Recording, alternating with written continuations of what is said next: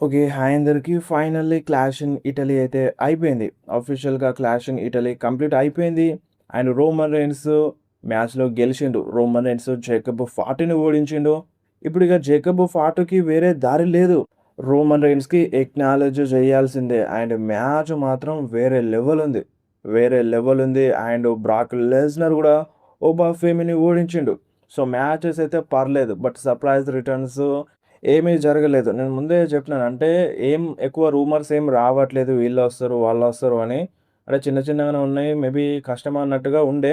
అదే జరిగిందనమాట. మ్యాచెస్ అయితే పర్లేదు అన్నట్టుగా అనిపించింది. Except Cody roads versus గుంతర్ match పక్కన పెడితే అది కూడా ఎండింగ్. అండ్ స్టార్టింగే మనకి 'క్లాష్ ఇన్ ఇటలీ' స్టార్టింగ్‌లోనే కోడీ వర్సెస్ గుంతర్ మధ్య అన్‌డిస్ప్యూటెడ్ డబ్ల్యూడబ్ల్యూఈ ఛాంపియన్‌షిప్ మ్యాచ్ జరిగింది. అండ్ ఏం ఎక్స్‌పెక్టేషన్స్ లేకున్నా ఈ మ్యాచ్‌లో మేబీ రేండీ ఆర్టన్ ఏమైనా ఇన్వాల్వ్ అవుతాడు కావచ్చు. లేదంటే సామీ జేన్ ఏమైనా ఇన్వాల్వ్ అవుతాడు కావచ్చు అన్న రూమర్స్ అండ్ చాలామంది ఫ్యాన్స్‌లో ఉండే. బట్ ఎవరు రాలేదు. మ్యాచ్‌లో మంచిగానే ఫైట్ చేసినారు. కోడీ రోడ్స్, గుంతర్ పర్లేదు. ఓకే. మనం ఎక్స్‌పెక్ట్ చేసినంతగా లేకున్నా సరే మంచిగానే ఫైట్ ఇచ్చినారు వీళ్ళిద్దరు కూడా. బట్ ఎండింగ్ కాంట్రోవర్షియల్ ఎండింగ్ అయిపోయింది మన కోడీ రోడ్స్ అండ్ గుంతర్ మధ్యలో. కోడీ రోడ్స్ గుంతర్‌కి క్రాస్ రోడ్ ఇచ్చేసి కవర్ చేస్తాడు. అండ్ ఆ కవర్ చేసే టైంలో మన గుంతర్ కాలు చూడండి ఎక్కడుందో, రోప్ కింద ఉంది. అండ్ అటువంటి టైంలో రెఫరీ కౌంట్ చేయకూడదు. అంటే అది రూల్ ప్రకారం ఉందన్నమాట. సో, రూల్ ప్రకారం కౌంట్ చేయకూడదు. అలాంటి సిట్యుయేషన్స్‌లో బట్ అయినా సరే కోడీ రోడ్స్ కవర్ చేస్తాడు గుంతర్‌ని. అండ్ ఆ కాలు కూడా రింగ్ రోప్ కిందనే ఉంటది. అండ్ అటు రెఫరీ ఏమో కౌంట్ చేసాడు. 2 కౌంట్ చేసే టైంకి మన కోడీ రోడ్స్ ఏమో గుంతర్ 2 కాళ్ళని ఇటు లాగేస్తాడన్నమాట. అండ్ రెఫరీ మూడో కౌంట్ కూడా చేసేస్తాడు. ఈ మ్యాచ్‌లో కోడీ రోడ్సే తన ఛాంపియన్‌షిప్‌ని రిటైన్ చేసుకుంటాడు. రిజల్ట్ ఈ మ్యాచ్‌లో ఎండింగ్ రిజల్ట్ అనేది డిఫరెంట్‌గా ఉంది. చాలా మందికి నచ్చలేదు.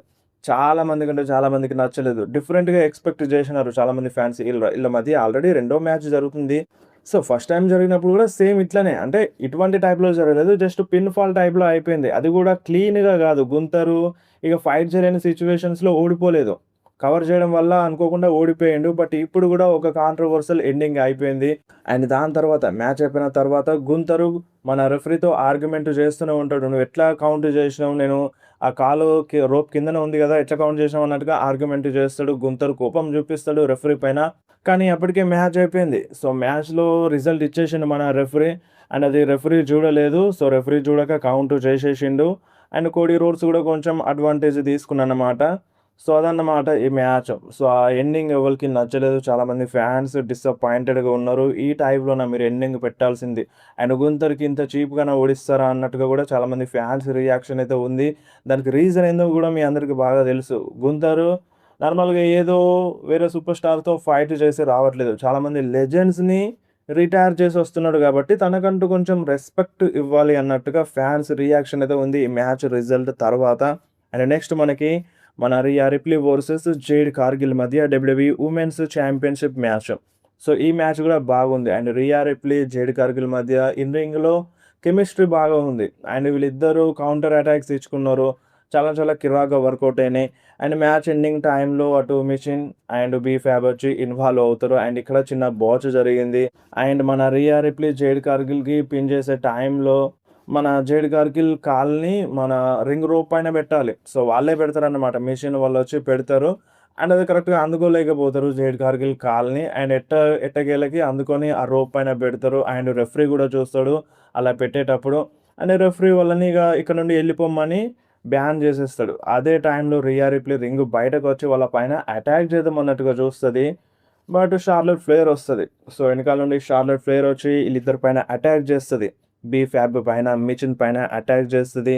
అండ్ దాని తర్వాత మన రింగ్‌లో రియా రిప్లీ వెళ్లి జేడ్ కార్గిల్‌తో ఫైట్ చేస్తది. జేడ్ కార్గిల్ రియా రిప్లీకి ఫినిషర్ కొట్టేస్తది. కవర్ చేసే టైంలో మళ్ళీ షార్లెట్ ఫ్లేర్ రియా రిప్లీ కాలుని రింగ్ రోప్ పైన పెడతది. అండ్ దాన్ని రెఫరీ చూసి కౌంట్ చేయడన్నమాట.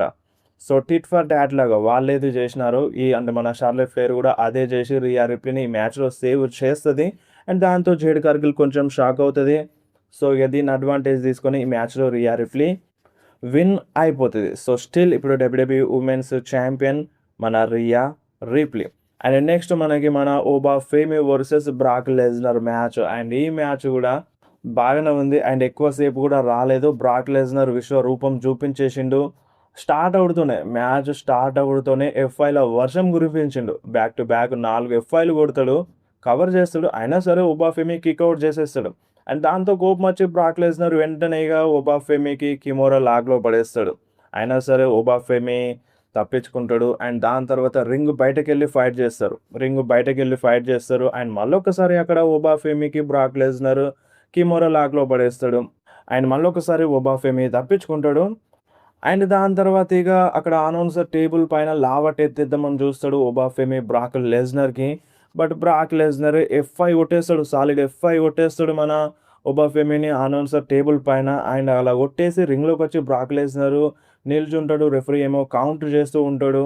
అండ్ అదే టైంలో ఒబాఫెమి డైరెక్ట్‌గా ఏం తగలనట్టు నాకు అన్ని ఎఫ్5లు కొట్టలేడు బ్రాక్ లెస్నర్. నాకు చీమ కుట్టినంత నొప్పి కూడా లేదు అన్నట్టుగా ఒకేసారి లేచి డైరెక్ట్‌గా రింగ్‌లోకొచ్చేస్తాడు. అది వేరే లెవెల్ ఉండే. సో, అన్ని ఎఫ్ఐలు పడ్డా సరే అండ్ అనౌన్సర్ టేబుల్ పైన ఎఫ్ఐ కొట్టినా సరే నాకేం జరగలేదు అన్నట్టుగా ఒబాఫెమి రియాక్షన్ ఇచ్చి లేచి డైరెక్ట్‌గా రింగ్‌లోకొచ్చేస్తాడనమాట. అండ్ మామూలుగా లేకుండే ఆ మూమెంట్. అండ్ రింగ్‌లోకొచ్చిన తర్వాత ఫైట్ బ్యాక్ చేద్దామని చూస్తాడు ఒబాఫెమి. బ్రాక్ లెస్నర్‌ని లావటెత్తేద్దామని చూస్తాడు. ఆ పవర్ బాంబ్ ఇద్దామని చూస్తాడు. బట్ బ్రాక్ లెస్నర్ మళ్ళీ ఎస్కేప్ అయిపోతాడు. ఎస్కేప్ అయిపోయి ఇగ ఫైనల్ ఎఫ్ఐ కొట్టేస్తాడు. కవర్ చేస్తాడు. ఈ మ్యాచ్‌లో పిన్ కౌంట్ అయిపోతది.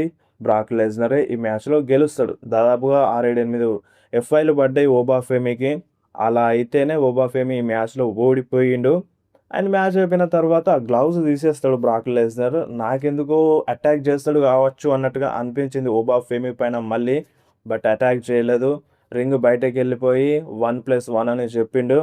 అండ్ ఇంకొకసారి మ్యాచ్ ఎక్స్‌పెక్ట్ చేయొచ్చు. ఇలా మధ్యలో ఒబాఫెమి కూడా ఊరికే ఉండడు గదా! సో, మళ్ళీ ఈళ్ళ మధ్యలో మ్యాచ్ జరగొచ్చు అన్నట్టుగా అనిపిస్తుంది. And next Becky Lynch versus Sol Ruca మధ్యలో women's intercontinental championship match. And ఈ మ్యాచ్ గూడా బానే ఉంది. మరీ ఎంతగానం హైప్ లేకుండే నార్మల్‌గా ఎళ్ళిపోయింది ఈ మ్యాచ్ గూడా. సో, ఈ మ్యాచ్‌లో మన బెక్కీ లించ్‌ని ఓడిస్తదన్నమాట Sol Ruca. Sol Ruca Becky లించ్‌ని ఓడించి new women's intercontinental champion అయిపోతది. అండ్ నెక్స్ట్ మనకి clash in Italy main event Roman Reigns versus Jacob Fatu మధ్యలో ట్రైబల్ కాంబాట్ మ్యాచ్. సో, మామూలుగా లేదు ఈ మ్యాచ్. కిర్రాకంటే కిర్రాక్‌గా ఉంది. సో, జేకబ్ ఫాటో, రోమన్ రీన్స్ ఇద్దరు కిర్రాక్‌గా ఫైట్ చేసినారు. Out standing performance. And ring బయటకెళ్ళి సో, అక్కడ క్రౌడ్‌లోకెళ్ళి మరీ కొట్టేసుకున్నారు. అక్కడ ఫుడ్ ఐటెమ్స్ ఉంటాయి. సో, వాటితో కూడా అటాక్ చేసుకున్నారు. అండ్ స్టీల్ స్టెప్‌తో మన రోమన్ రీన్స్ జేకబ్ మొఖం పైన కొట్టేస్తాడు. రింగ్‌లో నుండి రింగ్ బయటకి మన జేకబ్ ఫాటో రింగ్ బయట నిల్చుంటే రింగ్‌లో నుండి ఇసిరేస్తాడు. ఆ మూమెంట్ వేరే లెవెల్ ఉండే. అండ్ కిరాక్‌గా ఫైట్ చేసినారు. సూపర్‌మ్యాన్ పంచ్‌లు పడ్డాయి. అండ్ ఆ టోంగ్ అండ్ డెత్ గ్రిప్ కూడా ఇస్తాడు మన రోమన్ రీన్స్‌కి జేకబ్ ఫాటో. ఈ ఊకూకే టోంగ్ అండ్ డెత్ గ్రిప్ ఇస్తున్నానని రోమన్ రీన్స్ టూల్ కిట్‌తో అటాక్ చేస్తాడు. సో, ఆ టూల్ కిక్‌తో మన జేకబ్ ఫాటో చెయ్యి పైన అటాక్ చేస్తాడు. ఆ టోంగ్ అండ్ డెత్ గ్రిప్ ఇవ్వకుండా. సో, ఆ సబ్మిషన్‌లో వేయకుండా ఆ చేతి పైన అటాక్ చేస్తాడు. అది కొంచెం ఎఫెక్ట్ అవుతది మన జేకబ్ ఫాటోకి. సో, దాంతో అటాక్ చేస్తాడు. మళ్ళీ రింగ్‌లోకొచ్చి ఫైట్ చేస్తారు. సూపర్‌మ్యాన్ పంచ్‌లు పడతాయి. స్పియర్‌లు పడతాయి. అండ్ స్పియర్‌కి కూడా మన జేకబ్ ఫాటో కౌంటర్ అటాక్ ఇస్తాడు. రోమన్ రీన్స్ స్పియర్ ఇచ్చే టైంలో జేకబ్ ఫాటో కూడా రోమన్ రీన్స్‌కి స్పియర్ ఇస్తాడనమాట. ఆ మూమెంట్ వేరే లెవెల్‌లో ఉండే. అండ్ ఫైనల్‌గా టోంగ్ అండ్ డెత్ గ్రిప్ ఇద్దామని చూస్తాడు రోమన్ రీన్స్‌కి జేకబ్ ఫాటో. కానీ మన రోమన్ రీన్స్ ఆ టూల్ కిట్‌తో అటాక్ చేసిండు కదా! సో, ఆ చేతికి దెబ్బ తగులుతది. జేకబ్ ఫాటే విడిచిపెడతాడు. ఆ టోంగ్ అండ్ డెత్ గ్రిప్ ఇచ్చి జేకబ్ ఫాటే ఇడిచిపెడతాడు. అండ్ మన రోమన్ రీన్స్ ఏమో ఆ టర్న్‌బకిల్‌కున్న ఆ మెత్తటివన్నీ తీసేస్తాడు. ఆ 3 వైపులా తీసేసి మన జేకబ్ ఫాటోకి అటాక్ చేస్తాడు ఆ టర్న్‌బకిల్ మధ్యలో. So, back to back attack చేసేస్తాడు మన రోమన్ రీన్స్. అండ్ అంతే కాదు ఒక టైప్‌లో లోబ్‌లో కూడా పడ్డది మన జేకబ్ ఫాటోకి. జేకబ్ ఫాటో రోమన్ రీన్స్‌కి కవర్ చేసే టైంలో అండ్ అనుకోకుండా అది లోబ్‌లో టైప్‌లో ఎళ్ళిపోతదనమాట కిక్ ఔట్ చేసేటప్పుడు మన రోమన్ రీన్స్ జేకబ్ ఫాటోకి. అండ్ అది రెఫరీ చూసి చూడనట్టుగా ఉంటాడు. బట్ ప్రతీదీ లీగలే కాబట్టి ఏం కాదనమాట. అండ్ ఫైనల్‌గా టేబుల్‌ని కూడా సెట్ చేసేస్తారు. ఆ టేబుల్ పైన స్పియర్ ఇచ్చేస్తాడు జేకబ్ ఫాటోకి రోమన్ రీన్స్. అండ్ మళ్ళొకసారి స్పియర్ ఇచ్చేస్తాడు. కవర్ చేసేస్తాడు. ఈ మ్యాచ్‌లో రోమన్ రీన్సే విన్ అవుతాడనమాట. వెపన్స్ యూజ్ చేసినారు. అండ్ ఇంకొంచెం ఉంటే బాగుండు అన్న ఫీలింగ్ అయితే వచ్చింది. బట్ పర్లేదు. ఈ మాత్రమైనా చూపించినారు ఈ మెయిన్ ఈవెంట్‌ని అన్న హ్యాపీనెస్ కూడా ఉంది. అండ్ దాని తర్వాత ఊసోస్ వస్తారు. ఊసోస్ వచ్చి ఆ ఉలఫాల మాలని మన జే ఊసో రోమన్ రీన్స్ మెడలో వేస్తాడు. అండ్ ముగ్గురు వాళ్ళు జేకబ్ ఫాటో ముందు నిల్చుంటాడు. జేకబ్ ఫాటో ఏమో కార్నర్‌లో కూర్చుంటాడనమాట. అండ్ ఇక చెప్తారనమాట. ఇక నీకు వేరే దారి లేదన్నట్టుగా ఒక హింట్ ఇచ్చేస్తారు. And Roman Reigns, Usos ring దిగి బయటకెళ్ళిపోతూ ఉంటారు. అదే టైంలో అక్కడ క్రౌడ్‌లో సోలో సికోవా అండ్ తామా టోంగాళ్ళు ఉంటారన్నమాట. అండ్ రోమన్ రైన్స్, ఊసోస్ ఇగ బ్యాక్ స్టేజ్ ఎళ్తూ ఉంటారు. జేకబ్ ఫాటు రాడు. అండ్ అప్పుడు రోమన్ రైన్స్ ఊసోస్‌కి చెప్తాడు, "జేకబ్ ఫాటుని పిలువు" అని. అండ్ అప్పుడు ఊసోస్ అంటే మన జే ఊసో పిలుస్తాడన్నమాట జేకబ్ ఫాటుని, "ఇగ దా వచ్చేసేయ్" అన్నట్టుగా. అండ్ ఇక జేకబ్ ఫాటు గూడా సోలో సికోవని చూసి ఇగ ఊసోస్, రోమన్ రీన్స్ ఎనకాలనే ఎళ్ళిపోతాడు. సో, ఇక్కడే క్లాష్ ఇన్ ఇటలీ అయిపోయింది. అండ్ రోమన్ రీన్స్ ఎళ్తూ ఏదో మాట్లాడిండు. సో, దాని గురించి నేను సెకండ్ వీడియోలో అప్డేట్ ఇస్తాను. సో, మీకు క్లాష్ ఇన్ ఇటలీ ఎట్లా అనిపించిందో కింద కామెంట్‌లో మెన్షన్ చేయండి.